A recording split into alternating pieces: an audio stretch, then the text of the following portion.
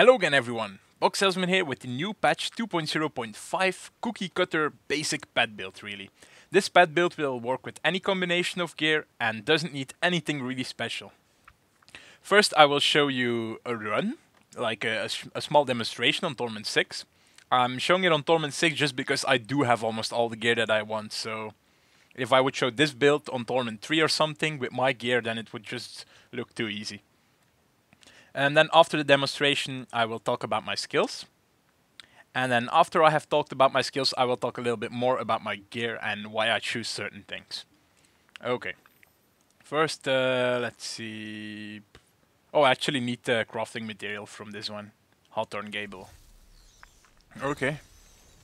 Let's go kill Hawthorne Gable then. As you can see here, look at my fetishes. See? Those just came out of nowhere. Bam, that's 15 fetishes, that's the cap already. So that's why the build is really strong now. Oh, actually I'm still using my Star Metal Kukri, and the whole point of this build is to use without Star Metal. So let's swap this out for Thunder Fury.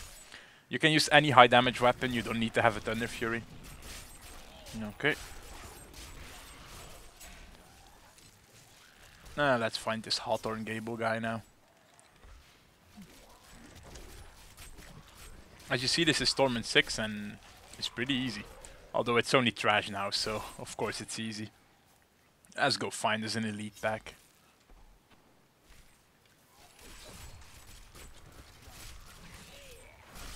Well, actually this place always has an elite pack. Let's go down there.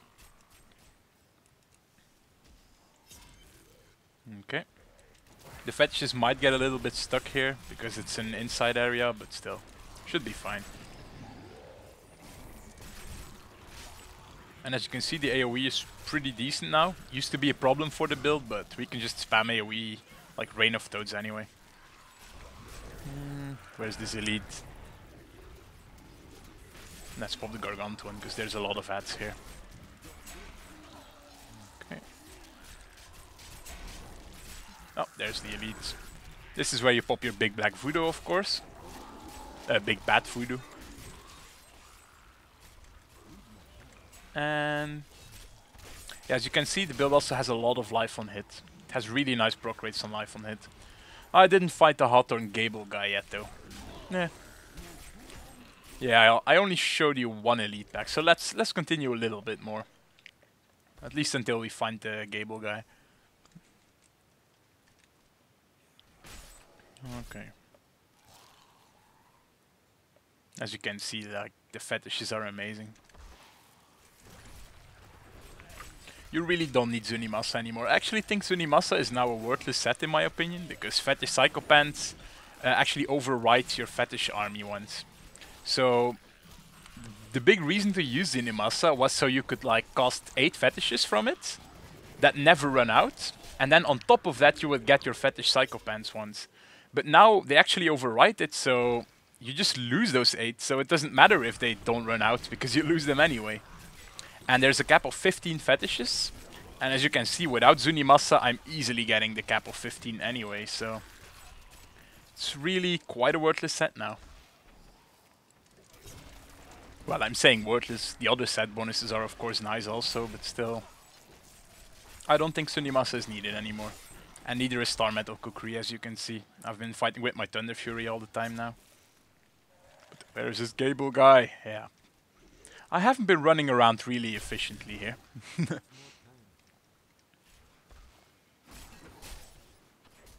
It's probably down here somewhere. Oh, a goblin. Let's quickly kill him. And that's a dead goblin, Torment 6. Oh, there's the Gable guy. Of course, I just used my big bad voodoo. Oh, this guy's pretty annoying because he constantly runs through the walls and everything. And if you notice my health, I'm getting really big life on hit ticks. I actually almost forgot my zombies there. Yeah, as soon as I take damage, let's run in the Electrify to take some damage. You can see the life on hit doing work again. Okay. Damn it. No crafting material. Oh well. Okay. So now that I showed you the skills, well, the build in action, let's talk about the skills. Plague of Toads, Rain of Toads. The reason we use this is because of Fetish Psychopants. It's been changed, so it's now an on-hit effect. This means that every time you hit an enemy, you have up to 10% chance to summon one of these fetishes. The thing is though, Plague of Toads is a channeled spell, so it hits more often. And also, it has a really good proc rate. Every spell has up to 10% chance to summon. So that doesn't mean it has 10% chance, it means the 10% chance is multiplied by the proc coefficient. So we take a spell that specifically has a high coefficient. Life on hit actually uses those same coefficients, so that's why life on hit becomes pretty good for the build, just because we take the spells that benefit the most from it. Then Piranha's Piranado. This is really good to group stuff up, so we can just Rain of Toads on top of them, and also for the 15% damage bonus. It costs mana, but because it's the only spell in the build that costs mana, we don't have any mana trouble at all. Summon zombie dogs with either Leeching Beast or Lifelink. Lifelink gives you more toughness, Leeching Beast gives you more healing. Just decide for yourself what you prefer. I think if you have full 200 Paragon levels and life on hit, that Leeching Beast is much better than Lifelink, but other people might disagree.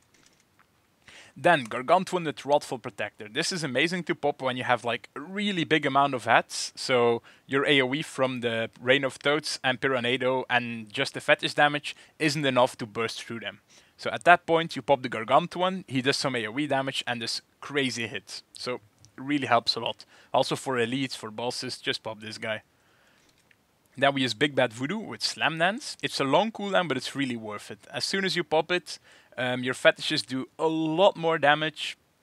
And you also do more damage, and you also cast faster, so you summon more fetishes because you're casting faster. Really amazing on elites and boss fights. Then Spirit Walk Jaunt. Every Witch Doctor loves this spell. Makes you immune to damage while you're in it. It makes you run through walls. It makes you run through units. It even increases your movement speed by 50% on top of all this usefulness. So just take Spirit Walk. Whatever you do, take it. Then the passives. I already showed you Fetish Psychopath. Then there's Grave Injustice. Reduces your cooldowns by a lot. You really kill fast, so this keeps dropping all your cooldowns, especially useful for Gargantuan and Big Bad Voodoo. Then Gruesome Feast. This one is kind of optional. I don't think it's completely necessary, but it's also a really nice one to have anyway, because each time you do get the health globes, your damage goes up by a lot. If you want to go the safer route, you can either go Jungle Fortitude or on hardcore Spirit Vessel. Sorry about that. On hardcore, Spirit Vessel is probably better because it gives you basically a second life. So that's obviously a good thing to have on hardcore. Then we also use Pierce the Veil. Extra damage for increased mana cost, but again, the mana cost is no problem at all, so that's just a freebie. Okay, that's it for the skills. Let's show you the Paragon Points now. Movement speed until the cap, and then dump all the rest in intelligence. I think that's the same for every class anyway. Then, in offense, attack speed or crit hit damage as a first priority. You kinda need... They're kind of both good, so just take one of them. You can try putting 1 point here, look at your DPS. Here. Then try put 1 point in the other one and look at your DPS again, so you know which one to prioritize. I don't think crit hit chance is as good as the attack speed and the crit damage in this tree, so... then defense. I really like mitigation over life, because we have a lot of life on hit. Just having a lot of mitigation, which means we don't get hit by a lot, makes us heal back really fast with life on hit. So really big amounts of life isn't as necessary, but still, I would still take it over life regeneration, because life regen just goes too slow on higher torment. Then utility. Life on hit first priority. The reason why I think it's more important than area damage is because pads don't proc area damage.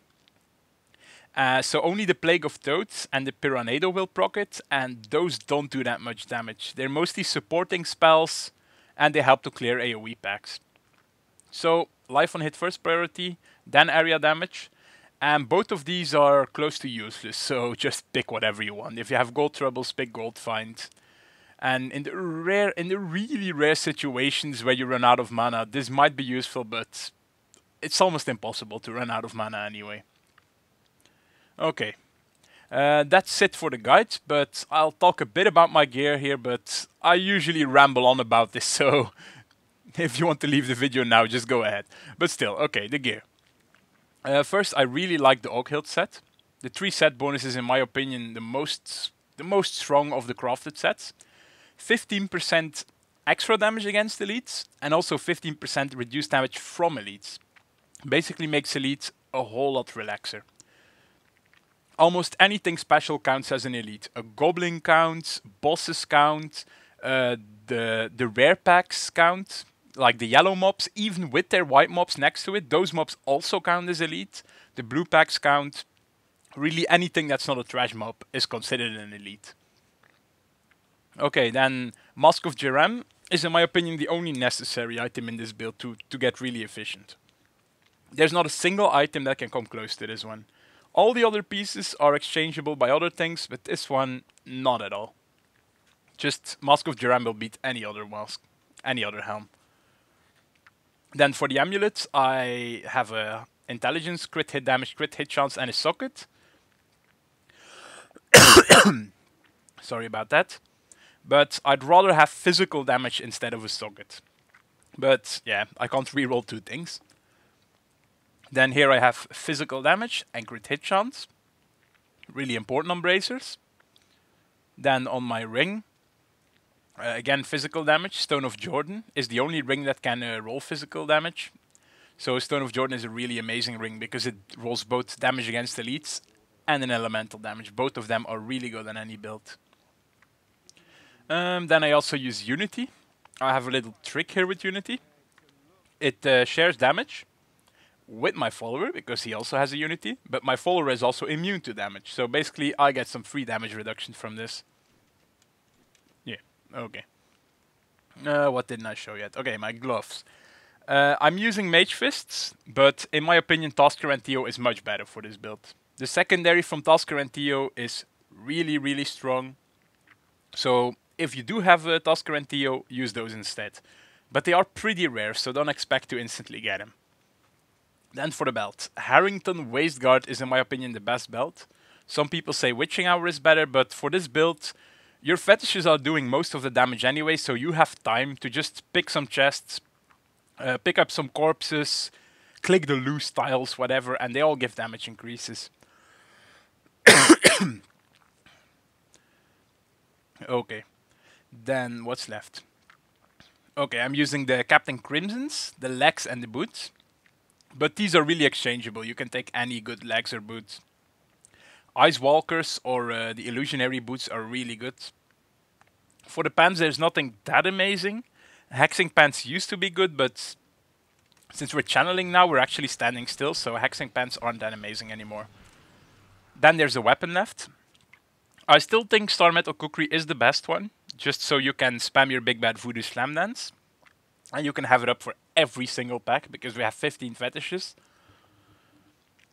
But using any high damage one really works nicely, as you just saw me use. A Thunder Fury, or even in my stash I have like a high damage Sever somewhere here.